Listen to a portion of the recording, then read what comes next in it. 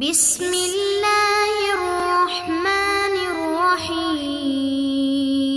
بسم اللہ الرحمن الرحیم۔ السلام علیکم ورحمۃ اللہ وبرکاتہ۔ پاکستان اور انڈیا میں زلزلہ آنے کے امکانات، اس زلزلے سے کیسے بچا جائے اور ہمیں کون سے اعمال کرنے چاہیے۔ یہ ایک حقیقت ہے کہ انسانی تاریخ میں جتنی تباہی زلزلوں کی وجہ سے آئی ہے اور کسی قدرتی آفت سے نہیں آئی۔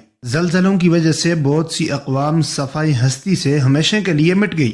زلزلے کے اثرات سیلاب، وبائی بیماریوں، طوفانوں اور جنگوں سے کہیں زیادہ ہوتے ہیں۔ صدیوں سے لوگوں کی زلزلے کے بارے میں مختلف رائے رہی ہیں۔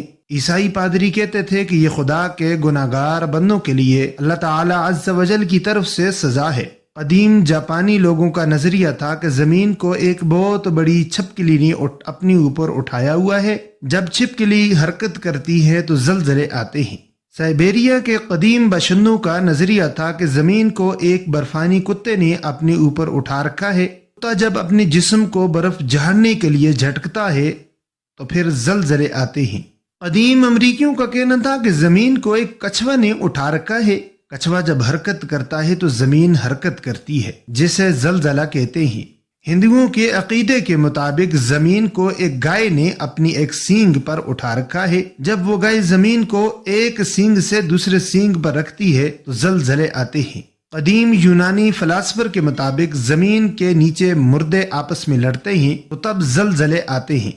افلاطون کے مطابق زمین کے اندر تند و تیز گرم ہوائیں زلزلوں کا سبب بنتی ہیں۔ اب ہم اسلامی نظریے سے اس بات کا جائزہ لیتے ہیں کہ زلزلے کیوں آتے ہیں۔ قرآن پاک میں حضرت شعیب علیہ السلام کو زلزلے سے تباہ کرنے کی وجہ یہ بیان کی گئی، وہ قوم ناپ تول میں کمی کرتی تھی۔ اسی طرح قارون کو اس کے خزانوں سمیت زمین میں دفن کرنے کی وجہ اس کی ناشکری بیان کیا گیا ہے۔ احادیث کی روشنی میں زلزلے آنے کی چند وجوہات ہیں۔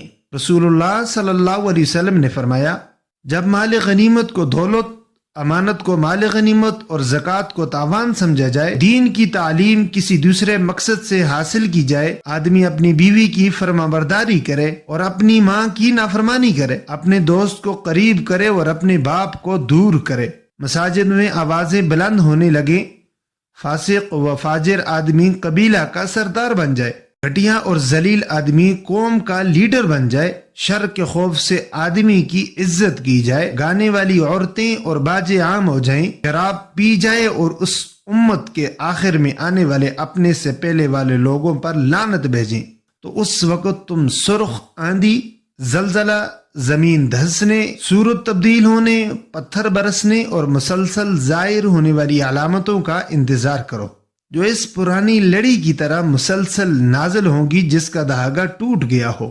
ایک اور حدیث میں حضرت عائشہ صدیقہ رضی اللہ تعالیٰ عنہ فرماتی ہیں، جب شادی شدہ عورتیں بہک جائیں، جب لوگ زنا کو حلال سمجھنے لگیں، شراب پئیں اور گانوں کی محفلیں سجنے لگیں، تو اللہ تعالیٰ کو آسمان میں غیرت آتی ہے، وہ زمین کو حکم دیتا ہے، زمین میں زلزلے آنے لگتے ہیں۔ ایک اور حدیث میں آتا ہے کہ جب لوگ 5 قسم کی برائیاں کرنے لگتے ہیں تو ان کو 5 طرح کے مصائب میں مبتلا کیا جاتا ہے۔ جب سود عام ہوگا تو زلزلے اور زمین میں دھنسنا عام ہو جائے گا۔ جب اہل اقتدار ظلم کرنے لگیں گے تو بارشیں بند ہو جائیں گی۔ جب زنا عام ہو جائے گا تو لوگ جلد ہی مریں گے۔ جب لوگ زکوٰۃ دینے سے رک جائیں تو مویشی مرنے لگیں گے، اور جب غیر مسلموں کے حقوق کی حفاظت نہ ہوگی تو وہ مسلمانوں پر غالب آ جائیں گے۔ حضرت عمر فاروق رضی اللہ تعالیٰ عنہ کے دور خلافت میں مدینہ منورہ میں زلزلہ آیا۔ آپ نے زمین پر اپنا درہ مار کر فرمایا، اے زمین ساکن ہو جا، کیا میں نے تجھ پر انصاف نہیں کیا؟ فرماتے ہیں کہ زلزلہ فوراً ختم ہو گیا اور زمین ٹھہر گئی۔ اس سے یہ ثابت ہوتا ہے کہ ہمیں اپنے اعمال کی طرف توجہ دینے کی ضرورت ہے۔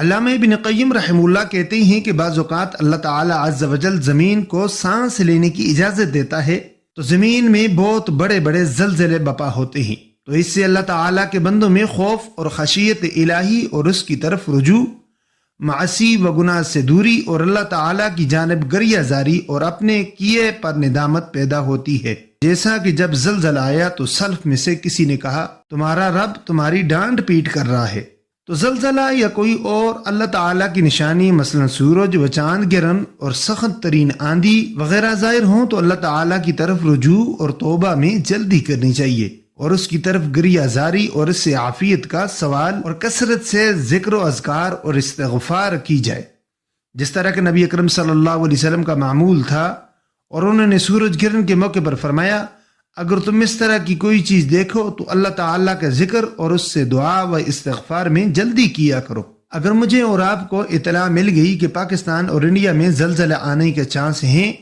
تو ہمیں اپنے کیے ہوئے گناہوں پر نادم ہونا چاہیے، توبہ و استغفار کرنا چاہیے، کثرت کے ساتھ استغفر اللہ ربی من کل ذنب و اتوب الیہ پڑھنا چاہیے۔ رات کو سوتے وقت اپنے اعمال کا محاسبہ کریں کہ ہم نے آج دن میں جو اعمال کیے ہیں ان میں اللہ تعالیٰ کو راضی کرنے والے کون سے اعمال تھے اور اللہ تعالیٰ کو ناراض کرنے والے کون سے اعمال تھے۔ تو جب ہم ذکر کریں گے، اللہ تعالیٰ کی عبادت کریں گے تو اللہ تعالیٰ راضی ہو جائیں گے اور ہم پر یہ طرح طرح کے عذاب، زلزلے، قحط آنا، ہر طرح کے جو بھی عذاب ہیں مسلمانوں پر رہے ہیں، اللہ تعالیٰ عز و جل ان کو ہم سے دور فرما دیں گے انشاءاللہ تعالی عز و جل۔ معزز ناظرین، یہ تھی آج کی ویڈیو، امید کرتے ہیں کہ آپ کو پسند آئی ہوگی۔ اگر ویڈیو اچھی لگے تو لائک کر لیجئے اور اپنے چینل وظائف ان حکمت کو سبسکرائب کر دیجئے۔ انشاءاللہ ملیں گے اگلی ویڈیو میں، تب تک کے لیے اجازت دیجئے۔ اللہ نگہبان۔ السلام علیکم ورحمۃ اللہ وبرکاتہ۔